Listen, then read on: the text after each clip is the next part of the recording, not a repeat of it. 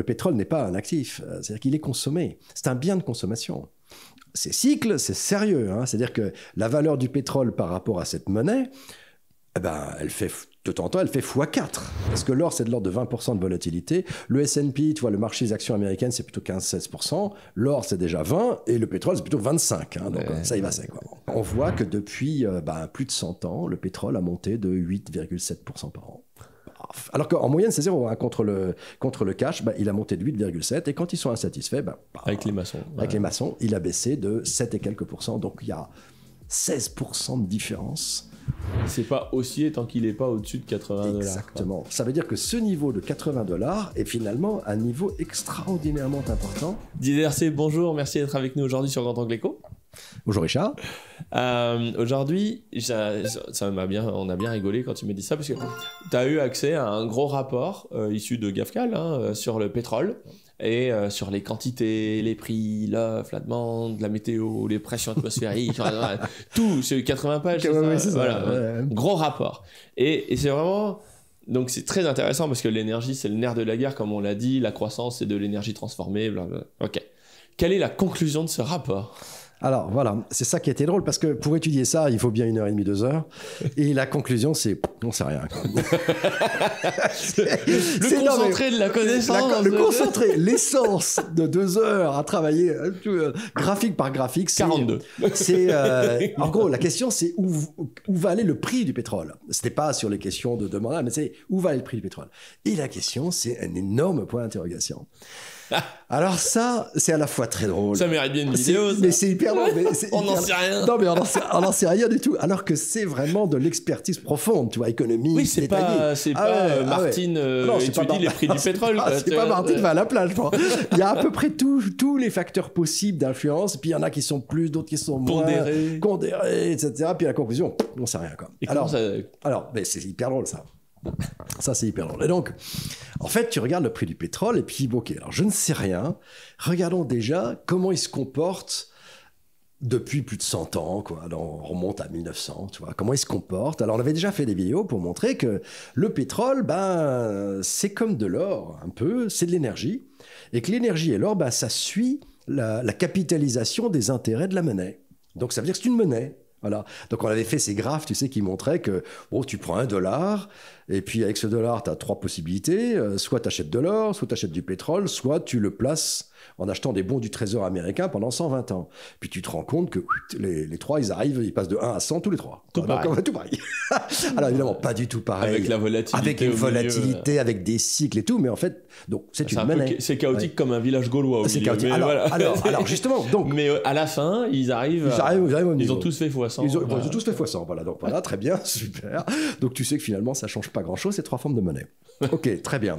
Donc tu dis, je vais prendre le prix du pétrole, et puis je vais le diviser par cette monnaie qui est des dollars capitalisés. Comme ça arrive à la même valeur, c'est juste un oscillateur. Donc c'est ce qu'on appelle mean reverting. Donc ça veut dire qu'il revient à la moyenne. C'est un signal qui revient à la moyenne avec des cycles, et on peut étudier les cycles. C'est intéressant. Voilà. Donc voilà. Alors, par contre, ces cycles, c'est sérieux. C'est-à-dire que la valeur du pétrole par rapport à cette monnaie, elle fait de temps en temps, elle fait x4. Ou bien elle est divisée par 4. Donc on est sur des ampleurs. Ça tangue. Donc si la moyenne c'est 1, ça fait plus 4, et de temps en temps ça tombe à 0,25. Donc ça y va sec. Donc le pétrole, la valeur, et puis en plus c'est violent. Les mouvements sur le prix du pétrole sont violents. Oui, on l'a vu il n'y a pas très longtemps, l'année dernière. Ouais, ça peut... C'est sérieux. C'est encore plus élevé que l'or, parce que l'or c'est de l'ordre de 20% de volatilité. Le S&P, tu vois, le marché des actions américaines, c'est plutôt 15-16%. L'or c'est déjà 20%, et le pétrole c'est plutôt 25%. Donc ça y va sec. C'est pas le Bitcoin, mais... C'est pas le Bitcoin, non. Mais quand même. Bitcoin, mais c'est un quart du Bitcoin, c'est beaucoup. Donc, voilà. Et donc, aucun moyen de savoir ces mouvements. Or, pourquoi ça serait très important de savoir ces mouvements? C'est parce que quand on réfléchit à toutes ces classes d'actifs, etc., on essaye de trouver des liens de causalité. On sait très bien qu'on a des facteurs économiques qui influencent, par exemple, les actions dans tel domaine, ou les obligations dans tel autre, ou la valeur de l'or. Donc, on trouve des variables externes qui arrivent à nous faire comprendre la situation qui est plutôt favorable à une classe d'actifs ou à une autre. Mais le pétrole, qui est pourtant probablement, possiblement, la variable centrale, le prix de l'énergie primaire, dans toute la valorisation des actifs financiers. Alors, une action ou une obligation, ça ne vaut pas du tout la même chose si le pétrole est à $100 ou à $300. Mais pas du tout la même chose. Parce que le régime de croissance économique n'est pas du tout le même. Parce que ça va influencer tout le régime de croissance. Ça va influencer le régime de croissance économique. Ça va donc influencer l'inflation. L'inflation va influencer la politique monétaire. Et ça va influencer la valeur des obligations longues. Donc en fait, la valeur de l'énergie primaire est absolument centrale dans tout cet édifice qui se répond un peu entre les monnaies, l'activité économique. D'où l'idée de faire un gros rapport pour connaître son prix. Et d'où, voilà, la conclusion, c'est qu'on ne sait pas. Mais c'est quoi le problème? C'est un peu comme le billard où globalement on tape une boule et puis le premier mouvement, le deuxième on va bien, mais alors le quatrième, bon, alors, on ne sait plus ce que ça tape et dans quel sens ça va, quoi. Je pense que... C'est quand t'éclates au milieu du bien billard. Sûr. Pourquoi est-ce que c'est si incertain et c'est si volatile? C'est parce que l'or n'est pas vraiment un actif. Le pétrole. Le pétrole n'est pas un actif. C'est-à-dire qu'il est consommé. C'est un bien de consommation. Et par conséquent, c'est difficile de valoriser puisqu'il dépend à tout instant d'un équilibre entre offre et demande. Et cet équilibre entre l'offre et la demande au niveau mondial est incroyablement difficile à appréhender. Donc si tout d'un coup, il y a une demande de pétrole pour quelque raison que ce soit qui est supérieure à l'offre de pétrole à un moment donné, et c'est crucial d'avoir l'énergie primaire quand on veut faire son développement économique, bah, tu as une envolée du pétrole complètement dingue. Et puis tout d'un coup, par un effet quel qu'il soit, tu as un ralentissement de ça, bah, il se réeffondre. Parce que finalement, c'est pas parce qu'il a une valeur intrinsèque gigantesque, le pétrole. Mais c'est comme l'air. L'air, ça a une valeur intrinsèque énorme, mais ça vaut rien. Oui, quand on en manque, on trouve ça très quand dommage. Quand on en manque, on serait prêt à payer cher. Hein. Mais par contre, si on en a abondamment, ça vaut rien. Donc c'est exactement ça, c'est amusant. Hein, bon. Et donc je me suis dit, comment m'en sortir de cette histoire-là? Et généralement, quand je ne trouve pas les variables externes qui peuvent contrôler un système financier ou un actif financier, je vais chercher en fait les variables internes. Et les variables internes, c'est quoi? C'est ce qu'on appelle la finance comportementale. Et oui, c'est-à-dire, qu'est-ce que le marché ou le marché du pétrole, en termes de prix, pense de lui-même? Je ne vais pas regarder ce que fait l'économie, je ne vais pas regarder ce que fait la croissance ou l'inflation. Qu'est-ce qu'il pense de lui-même? Et là... Je ne sais pas si tu t'en souviens, mais c'était il y a quelques années, j'avais abordé ça par un modèle que j'avais appelé la stratégie du maçon. Ah si, ça va bien, on l'a sur Nestor. Vous l'avez sur Nestor, vous l'avez partout, la stratégie du maçon, absolument. J'ai appliqué dans pas mal de choses, j'ai appliqué au Bitcoin, j'ai appliqué au crypto, j'ai appliqué à plein de choses. Et là, je me suis dit, tiens, regardons la stratégie du maçon, la fameuse stratégie du maçon sur le pétrole. Et la stratégie du maçon, pour donner un souvenir, elle est fondée sur l'idée que on a une perception d'un prix à un moment du marché qui est subjective. C'est-à-dire qu'il dépend en fait d'une compétition pour les investisseurs entre une satisfaction et une insatisfaction. Et ça dépend de la trajectoire de prix. Donc l'idée, l'exemple qu'on donnait à l'époque, c'était celui qui a investi à $100 il y a un an et maintenant son actif vaut 120. Ça a monté de 20%, donc on pourrait dire il est très satisfait. Et dans la stratégie du maçon, je disais non, c'est pas certain du tout qu'il soit satisfait. Et pourquoi? Parce que si le prix n'est pas passé de 100 à 120 directement, mais il a commencé par passer à 80, il est remonté à 200 pour retomber à 120, alors en fait on a un mixed feeling. Parce qu'on est très content de ne pas avoir vendu à 80. On a eu chaud, donc on est remonté de 120 à 80, donc ça c'est notre satisfaction. 120 divisé par 80, c'est une satisfaction. J'ai sauvé les meubles. Sauver les meubles, puis surtout, voilà ça. Puis voilà. J'ai même gagné un peu d'argent. On a même gagné un petit peu d'argent, tant mieux, mais enfin la satisfaction c'est 120 sur 80, parce que le 80 c'était l'horreur qu'on aurait pu faire. Mais par contre il y a une frustration, c'est de ne pas avoir vendu à 200. Eh oui, donc on a une frustration. Qu'est-ce que j'étais con. On a une frustration qui est 200 sur 120. Ouais. Et dommage.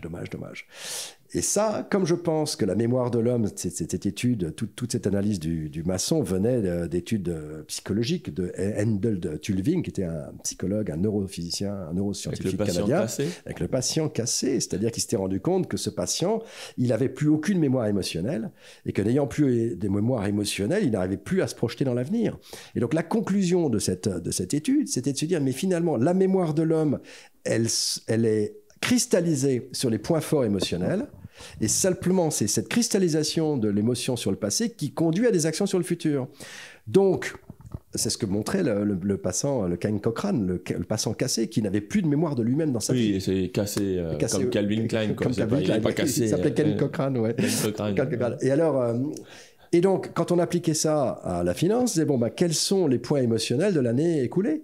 Et les points émotionnels, c'est évidemment le point bas du marché, le point haut du marché. Donc, pour savoir quel est le... Donc, il y a un point haut, un point bas, il y a un point aujourd'hui. Il y a une satisfaction qui est 120 sur 80, et il y a une insatisfaction qui est 200 sur 120. J'aurais dû vendre à 200, ça vaut que 120. Comme 120 sur 80 est inférieur à 200 sur 120, eh ben, ma conclusion est que l'investisseur qui a investi il y a un an à 100, ça vaut 120, il est insatisfait. Il est insatisfait parce qu'il est tellement furieux de ne pas avoir vendu à 200 que même s'il a gagné un peu, eh ben, son émotion sera négative. Et donc, c'est ça, en fait, le principe de ces maçons. On mettra la vidéo. On mettra la vidéo. Et donc, je l'ai appliqué au marché du pétrole, en me disant, finalement, le marché du pétrole, il est extrêmement spéculatif. Il a des volatilités de 25%. Personne ne sait trop, en fait, pourquoi il faut acheter, puisque tu as un rapport de 80 pages, tu n'arrives pas à conclure. Sachant que le rapport de 80 pages, c'est basé sur le fait que GAFCAL connaît énormément de gens avec ses clients. Bien sûr. Et en fait, c'est la synthèse d'énormément c'est pas d'infos. C'est pas juste... c'est de la consolidation. C'est pas Cédric ou Charles ou je sais pas qui a dit « Allez, hop, je m'en mets 80 pages. » Non. C'est des consolidations de tout ce qu'on a pu trouver comme étude. C'est une méta-étude. C'est une méta-étude, voilà, c'est ça. C'est une méta-étude. Entre guillemets. Non, c'est ça. C'est exactement ça. Et donc, finalement, je me suis dit, bon, on se rend compte que même avec des méta-études hyper bien faites, on n'arrive pas à savoir. Il y a beaucoup de volatilité, c'est un marché très spéculatif. Tiens, ça ressemble peut-être à de la finance comportementale. Peut-être que la finance comportementale pourrait nous donner une indication. Et là, alors là, surprise totale, ça sort incroyablement bien.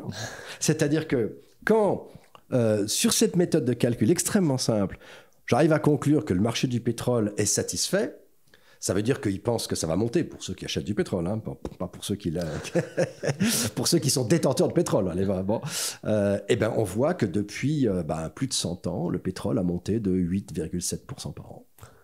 Alors qu'en moyenne, c'est 0. Hein. Contre le cash, il a monté de 8,7%. Et quand ils sont insatisfaits, avec les maçons. Avec les maçons, il a baissé de 7 et quelques %. Donc il y a 16% de différence d'expected return entre une situation et l'autre. Donc, ma conclusion, c'est que finalement, peut-être que dans cette espèce de brouillard gigantesque qui est la valorisation d'une des valeurs, d'un des paramètres les plus importants de l'économie, de temps en temps, aller regarder la psychologie, elle peut au moins nous donner un cadre de confiance.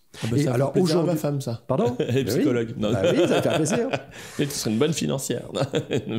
Et voilà. Et alors j'ai regardé aujourd'hui, et c'est assez amusant parce qu'on avait fait une vidéo l'été dernier, je crois, à Biarritz ou je sais pas quoi. On était déjà en train de parler du pétrole. Ouais. Et tu m'avais demandé des niveaux importants, etc., qui étaient absolument pas cette méthode-là. Hein. Et j'avais conclu, tu sais, que le pétrole, attention, fallait faire attention au-dessus de $80. Donc là, j'ai fait les calculs maintenant avec cette technique qui est complètement formalisée. Et on est actuellement dans une période dépressive du pétrole, c'est-à-dire d'insatisfaction. Ça veut dire qu'il est sur la courbe qui descend, là. Il n'est pas en train de monter. Et on est sur les maçons insatisfaits. Il va se casser la gueule, le pétrole, en valeur relative par rapport au cash. Hein. Et alors je me dis, mais à quel moment il va basculer? À quel niveau il va basculer dans 1 mois, 2 mois, 3 mois, 6 mois? Et ce niveau, il est entre, encore une fois, 80 et $81. C'est étroit, ça. 80, 81. 80, 81, c'est extrêmement étroit. C'est-à-dire que sur le mois suivant, c'est 80,5. Sur le mois suivant, tu vois. Mais tout ça oscille autour de cette espèce de gros $80. On peut retenir à peu près $80 comme référence à $1 près. C'est pas haussier tant qu'il n'est pas au-dessus de $80. Exactement. Quoi. Ça veut dire que ce niveau de $80 est finalement un niveau extraordinairement important sur les marchés, sur le pétrole et sur tous les marchés. Et c'est amusant parce que ça fait... depuis l'été, ça fait 6 mois que ce niveau est là. Comme il y a une espèce de flash là, qui est en train de dire attention à $80, et que le pétrole, il a fait 65, 75, 79, 70, 75, il est toujours en dessous ce truc-là. Voilà, mais la recommandation que je ferai à ceux qui s'intéressent au marché du pétrole, des commodities, des matières premières, etc., c'est que voilà, pour moi, le niveau pivot, il est là. Et psychologie des marchés avant d'utiliser les fondamentaux, parce que les fondamentaux n'habitent rien. C'est-à-dire que quand on n'a rien, on se tourne vers autre chose, et que ce truc-là marche très très bien depuis très très longtemps. Donc il a vraiment beaucoup de sérieux statistiques. Merci beaucoup, Didier. Je t'en prie. Bonne journée.